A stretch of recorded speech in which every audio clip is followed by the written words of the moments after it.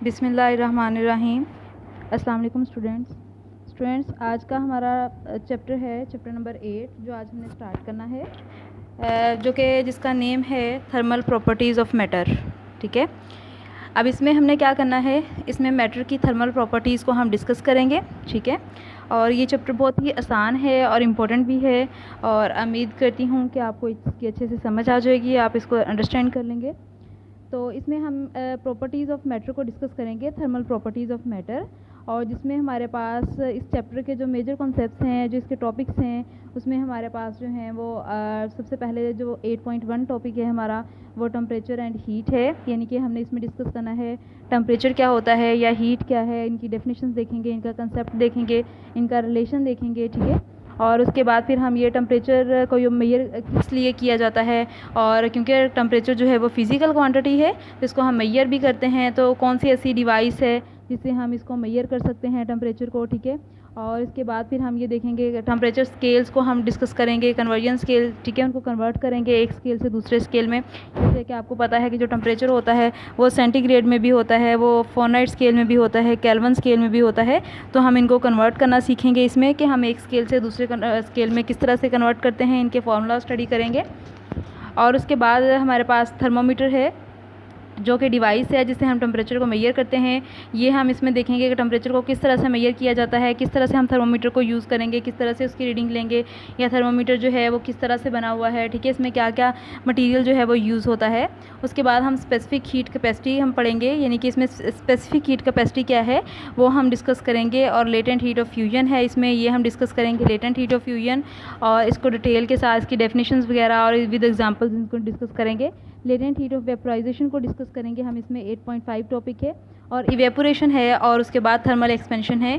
तो हमारे पास 7 टॉपिक्स हैं जो हमने इस चैप्टर के अंदर पढ़ने हैं। ठीक है, तो इनको वन बाय वन डिस्कस करते हैं। सबसे पहले हमारा जो है वो कंसेप्ट है टेम्परेचर और हीट का। ठीक है, तो अगर हम हीट की बात करते हैं, तो हीट को हम देखा जाए तो हीट क्या है, फॉर्म ऑफ एनर्जी है, जो कि आप लोगों ने चैप्टर नंबर 6 में पढ़ा कि हीट क्या है, फॉर्म ऑफ एनर्जी है। ठीक है, और ये कहाँ पे यूज़ की जाती है, जब हम खाना वगैरह बनाते हैं तो हम क्या करते हैं, उसके लिए हीट को यूज़ करते हैं। ठीक है, और उसके बाद हीट सिर्फ खाना बनाने के लिए ही नहीं यूज़ होती, बल्कि और भी बहुत सारी चीज़ों के लिए यूज़ होती है।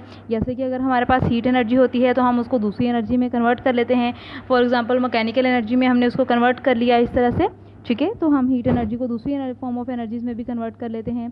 तो ये हमारे पास जो है वो हीट है। और उसके बाद अगर हम इसका टेम्परेचर और हीट का रिलेशन देखते हैं, तो इसमें सबसे पहले हम बात कर लेते हैं टेम्परेचर की। तो टेम्परेचर क्या है, देखिए, जब हम एक बॉडी को टच करते हैं तो हमें फ़ील होता है या तो वो गर्म है या फिर वो क्या है, ठंडी है। ठीक है, तो वो क्या चीज़ बताती है, उसका टेम्परेचर बताती है। उसकी टेम्परेचर उसकी डिग्री जो होती है हॉटनेस की या कोल्डनेस की, वो क्या बताती है, उसका टेम्परेचर। अब जब हम बॉडी को टच करते हैं तो हमें आइडिया हो जाता है कि इसका टेम्परेचर ज़्यादा है या फिर क्या है, कम है। ठीक है, लेकिन अगर ऐसा है कि हम ये कहें कि हम सिर्फ इस ऐसे बॉडी को टच करके ये बता सकते हैं कि टेम्परेचर की वैल्यू क्या है, हम एक प्रॉपर उसकी वैल्यू जो है वो सही वाली वैल्यू जो है वो ऐसे ले सकते हैं, तो ऐसा पॉसिबल नहीं है। क्योंकि अगर हम एक बहुत ज़्यादा ठंडी चीज़ को टच करते हैं तो चलो ठीक है, हमें पता चल गया उसका टेम्परेचर कम है, लेकिन अगर हम एक बहुत ज़्यादा गर्म चीज़ को टच करेंगे तो क्या होगा, हमारा हाथ जल जाएगा। ठीक है, जो हमारे लिए सेफ़ नहीं है, तो हम ऐसा तो नहीं करेंगे ना। तो इसका मतलब ये है कि टेम्परेचर को हम सिर्फ टच करने से ही मेजर नहीं कर सकते, हमारे पास उसकी प्रॉपर जो सही वाली वैल्यू है वो नहीं आ सकती, बल्कि हमें क्या करना है, उसके लिए एक डिवाइस जो है वो एक डिवाइस यूज़ करेंगे, एक प्रॉपर तरीका यूज़ करेंगे जिससे हम टेम्परेचर को क्या कर सकें, मेजर कर सकते हो। ठीक है, तो इसमें सबसे पहले हमारे पास टेम्परेचर की डेफिनेशन है कि when we touch a body we feel it hot और कोल्ड। जब हम एक बॉडी को टच करते हैं तो हम क्या फील करते हैं, या तो वो हॉट होती है या फिर वो क्या होती है, कोल्ड होती है। The temperature of a body tells us how hot और कोल्ड अ बॉडी इज़। ठीक है, तो हमें टेम्परेचर है क्या है, वो ये बताता है कि बॉडी कितनी गर्म है या फिर कितनी ठंडी है। तो अगर बॉडी ठंडी होगी वो किस चीज़ को शो करेगी, वो ये शो करेगी कि बॉडी का टेम्परेचर क्या है, कम है। और अगर उसका बॉडी जो है वो हॉट होगी तो वो किस चीज़ को शो करेगी, वो इस चीज़ को शो करेगी कि बॉडी का टेम्परेचर क्या है, ज़्यादा है। ठीक है, तो ये डेफिनेशन आ जाती है टेम्परेचर की। Temperature of a body is the degree of hotness और कोल्डनेस ऑफ द बॉडी। ठीक है, टेम्परेचर क्या है, एक डिग्री है किसकी, हॉटनेस या कोल्डनेस ऑफ द बॉडी, के बॉडी कितनी गर्म है या फिर क्या है, कितनी ठंडी है।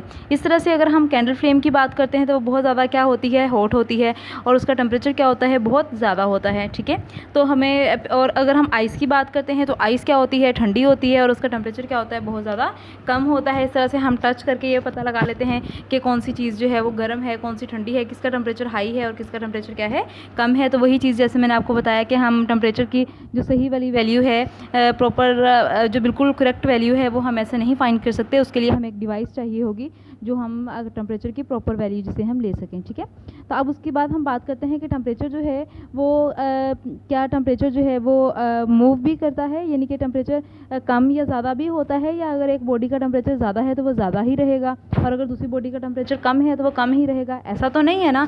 इसका मतलब ये है कि टेम्परेचर जो है, अगर एक बॉडी का ज़्यादा टेम्परेचर है तो वो कम भी हो जाता है, अगर एक बॉडी का टेम्परेचर कम है तो वो क्या हो जाता है, वो ज़्यादा भी हो जाता है। ठीक है, तो ये फिर किस तरह से होता है, टेम्परेचर ज़्यादा या कम किस तरह से होता है, टेम्परेचर किस तरह से मूव करता है, किस तरह से ये फ्लो करता है। ठीक है, हीट इसमें फ्लो करती है।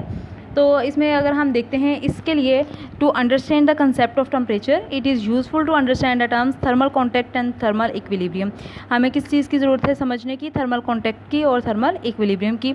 To store ice in summer people wrap it with the clothes और keep it in wooden box और इन थर्मोस फ्लास्क। कभी आपने देखा होगा कि जब गर्मियों में लोग बर्फ़ बेच रहे होते हैं या आइस, या घरों में अगर हम देखें तो आइस को अगर हमने रखना होता है, अगर फ्रिज के अलावा अगर हम देखें तो हम क्या करते हैं, उसको एक कूलर में बंद कर देते हैं, जो कि क्या होता है, जिसमें बर्फ़ क्या रहती है, ठंडी रहती है। ठीक है, वो जल्दी मेल्ट नहीं होती, या फिर हम उसको थर्मोस फ्लास्क में डाल देते हैं या फिर वुडन के बॉक्स में डाल देते हैं, क्योंकि जो वुडन बॉक्स होती है, वुड है, वो भी क्या होती है, इंसुलेटेड है।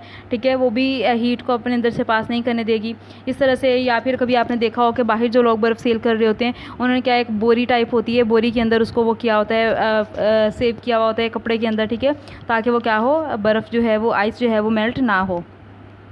इसी तरह से अगर हम देखते हैं कि गर्मियों के, अगर सर्दियों का मौसम है और वहाँ पे आपने चाय का कप एक रूम में रखा हुआ है, वो बहुत ज़्यादा गर्म है, तो वो बहुत ज़्यादा गर्म नहीं रहेगा। क्या होगा कि थोड़ी देर बाद आप देखेंगे चाय का कप जो है वो ठंडा हो चुका है, चाय जो है वो ठंडी हो चुकी है, तो वो कितनी ठंडी हो जाएगी, क्या वो बर्फ़ बन जाएगी? ऐसा पॉसिबल नहीं है। वो उतनी ही ठंडी होगी जितना रूम का टेम्परेचर होगा। इसका मतलब ये है कि हीट फ्लो करेगी, लेकिन कितनी फ़्लो करेगी, जितना रूम का टेम्परेचर होगा। एक टाइम ऐसा आएगा कि हीट फ्लो करना क्या हो जाएगी, स्टॉप हो जाएगी। तो कब स्टॉप हो जाएगी? जब दोनों यानी कि रूम टेम्परेचर और उस चाय का टेम्परेचर जो है वो सेम हो जाएगा, तो उसको हीट फ्लो करना क्या हो जाएगी, स्टॉप हो जाएगी। और उस स्टेट को हम बोलते हैं थर्मल इक्विलिब्रियम। जब दोनों टेम्परेचर हमारे पास क्या हो जाते हैं, सेम हो जाते हैं, जब हीट फ्लो करना स्टॉप कर जाती है, तो उसको हम क्या बोलते हैं, उस स्टेट को थर्मल इक्विलिब्रियम बोलते हैं। और इसकी डेफिनेशन पीछे जो है वो गिवन होगी, समरी में इसमें है, या फिर जो एंड पे डेफिनेशंस गिवन होती हैं उसमें इसकी डेफिनेशन है, ग्लोसरी जो होती है उसमें इसकी डेफिनेशन है, तो वहाँ से आप इसकी डेफिनेशन कर सकते हैं। थर्मल इक्विलिब्रियम की प्रॉपर डेफिनेशन वहाँ पे गिवन है। ठीक है, अच्छा, अब है क्या कि जैसे मैंने आपको इसी तरह से अगर हम बात करते हैं एक पानी के गिलास की, अगर गर्मियों का मौसम है तो पानी का गिलास बहुत ज़्यादा ठंडा है, आप उसको रख देते हैं तो वो भी क्या होना शुरू हो जाएगा, वहाँ पे भी हीट ट्रांसफ़र होना शुरू हो जाएगी। और कब तक होती रहेगी, जब तक पानी के गिलास का टेम्परेचर यानी पानी का टेम्परेचर और रूम का टेम्परेचर क्या नहीं हो जाता, सेम नहीं हो जाता। ठीक है, तो इसी तरह से अगर हम देखते हैं तो हीट जो है वो फ़्लो करती है, लेकिन किस तरह से फ़्लो करती है, हीट फ़्लो करती है ज़्यादा से कम की तरफ, यानी कि हाई से लो की तरफ। किस तरह से फ़्लो करेगी, यहाँ पे हाई टेम्परेचर से लो टेम्परेचर की तरफ हीट क्या करेगी, फ़्लो करेगी। ठीक है, अच्छा, अब देखते हैं यहाँ पे कि टू स्टोर आइस, जैसे ये मैंने आपको बता दिया है। इसके बाद similarly when you place a cup of hot tea और water in a room it cools down gradually. जैसे आप देखते हैं कि अगर आप एक चाय का कप या पानी का गिलास रखते हैं तो वो भी क्या होता है, वो भी ठंडा हो जाता है। डज इट कंटिन्यू कूलिंग, तो क्या वो ठंडा होता रहेगा? तो इसका आंसर आप लोग खुद सोचेंगे, मैंने अभी एक्सप्लेनेशन में बताया है, तो इसका आंसर आप लोग खुद ही देंगे। ठीक है, it stops cooling as it reach the room temperature, thus temperature determines the direction of flow of heat. तो वो कह रहे हैं कि लेकिन ये स्टॉप हो जाता है, लेकिन कब स्टॉप हो जाता है, जब दोनों का टेम्परेचर क्या हो जाता है, सेम हो जाता है। तो इस तरह से हम फ्लो ऑफ हीट की डायरेक्शन को भी बता सकते हैं। जो फ्लो ऑफ हीट की डायरेक्शन होती है वो मैं आपको बता चुकी हूँ कि हाई से लो की तरफ होती है। ठीक है, और कब तक स्टॉप हो जाता है ये, जब तक थर्मल इक्विलिब्रियम स्टेट में नहीं आ जाता। ठीक है, उसके बाद है what happens when we touch a hot body. Take two bodies having different temperature, bring them in a contact with each other. दो हम डिफरेंट टेम्परेचर की जो है वो बॉडीज़ लेते हैं, दोनों को टच करते हैं, तो फिर देखते हैं the temperature of a body, the hot body false. जो हॉट बॉडी का टेम्परेचर होगा वो क्या होना शुरू हो जाएगा, कम होना शुरू हो जाएगा। इट लॉसेज एनर्जी, उसकी एनर्जी क्या होना शुरू हो जाएगी, कम होना शुरू हो जाएगी। This energy enters the cold body at low temperature. और जो एनर्जी है वो किस में एंटर होना शुरू हो जाएगी, लो टेम्परेचर वाली बॉडी में। Cold body gains energy and it temperature rises. अब जो हॉट बॉडी है उसका टेम्परेचर कम होना शुरू हो गया और जो कोल्ड बॉडी है उसका टेम्परेचर ज़्यादा होना शुरू हो गया। जो हॉट बॉडी है उसकी एनर्जी कम होना शुरू हो गई, जो कोल्ड बॉडी थी उसकी एनर्जी क्या होना शुरू हो गई, ज़्यादा होना शुरू हो गई। और दोनों जो है वो ये प्रोसेस कब तक चलेगा, जब तक दोनों का टेम्परेचर क्या नहीं हो जाता, सेम नहीं हो जाता। ठीक है। The transfer of energy continues till both the bodies have the same temperature. The form of energy that is transferred from a hot body to cold body is called heat. ये heat की definition है the form of energy से, that is transferred from a hot body to cold body is called heat. ये heat की definition है, ठीक है, जो कि form of energy है, जो कि मैंने आपको पहले भी बताया था और इसकी definition आप चैप्टर नंबर 6 में भी पढ़ चुके हैं।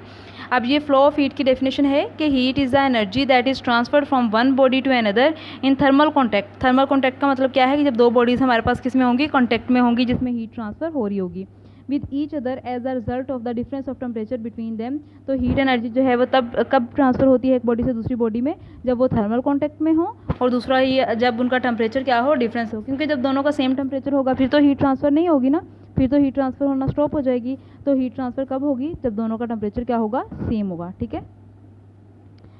उसके बाद है therefore called the energy is transit one heat enters a body, once heat enters a body it becomes its internal energy and no longer exist as heat energy.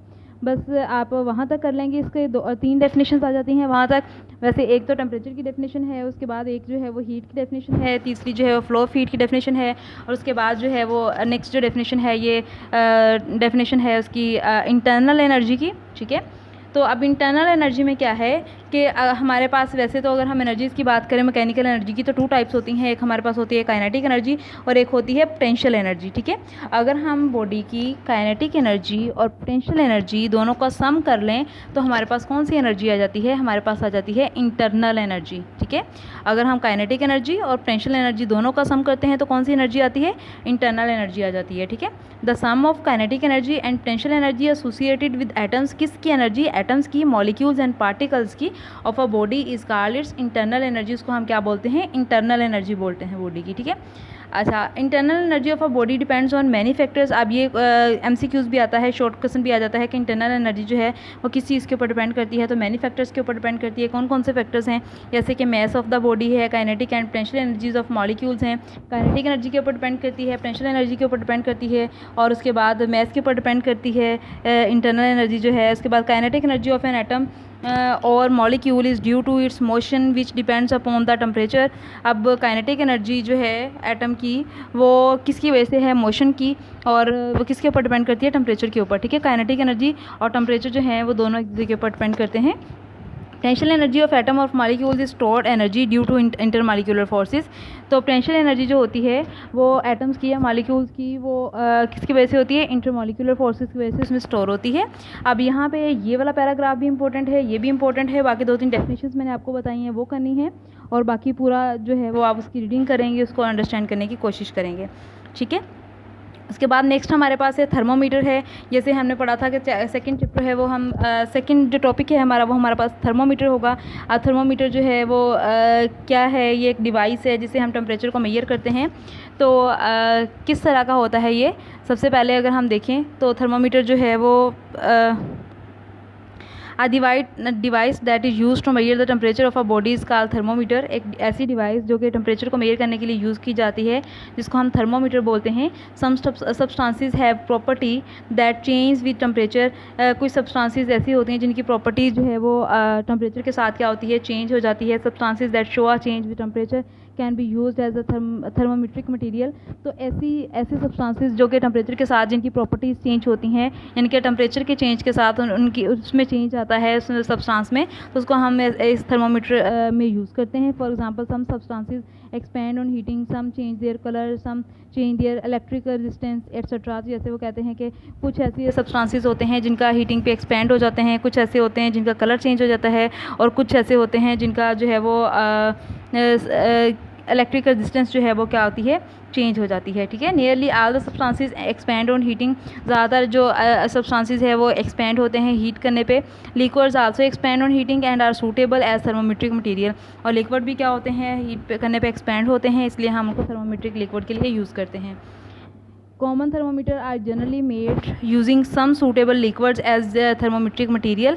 A thermometric liquid should have the following properties. अब ये thermometric liquid material का क्या मतलब है कि इसका मतलब ये है कि ऐसा liquid या ऐसा material जो कि हम thermometer के अंदर यूज़ करते हैं उसको हम लिक्विड होता है जो, उसको हम क्या बोलते हैं, थर्मोमेट्रिक लिक्विड बोलते हैं, ठीक है।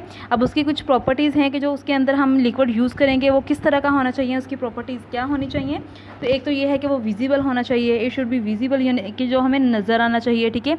It should have uniform thermal expansion, उसकी जो थर्मल एक्सपेंशन है वो क्या होनी चाहिए, यूनिफॉर्म होनी चाहिए। It should have a low freezing point, यानी कि उसके जो फ्रीजिंग पॉइंट है वो लो होना चाहिए। ऐसा ना हो कि बस थोड़ा सा जब उसका टेम्परेचर गिर जाए, थोड़ा सा टेम्परेचर कम हो जाए तो वो इसके अंदर जो लिक्विड है वो फ्रीज़ हो जाए, ऐसा नहीं होना चाहिए। या फिर उसका बॉइलिंग पॉइंट हाई होना चाहिए, यानी कि अगर थोड़ा सा टेम्परेचर हाई हो तो वो बॉयल होना ना शुरू हो जाए। या फिर है it should wet not wet glass, और वो ग्लास को गीला ना करे, ठीक है। It should be a good conductor of heat, और वो हीट का गुड कंडक्टर होना चाहिए, ठीक है। It should have a small specific heat capacity, उसकी जो स्पेसिफिक हीट कैपेसिटी है वो क्या होनी चाहिए, स्मॉल होनी चाहिए। अब यहाँ पे अभी आपको स्पेसिफिक हीट कैपेसिटी का नहीं पता और थर्मल एक्सपेंशन का नहीं पता, ये दोनों चीज़ें जो हैं ये मैं आगे इस चैप्टर में जाके एक्सप्लेन करूँगी, फिर आपको इसका आइडिया हो जाएगा, ठीक है।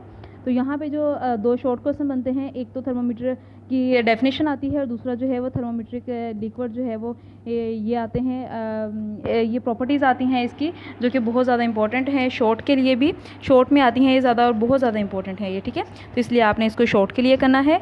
और आज का हमारा यहाँ तक ही हम इसको पढ़ेंगे, नेक्स्ट इंशाल्लाह हम नेक्स्ट लेक्चर में पढ़ेंगे। उम्मीद है आप इसको अंडरस्टैंड करेंगे बहुत अच्छे तरीके से। अल्लाह हाफिज़।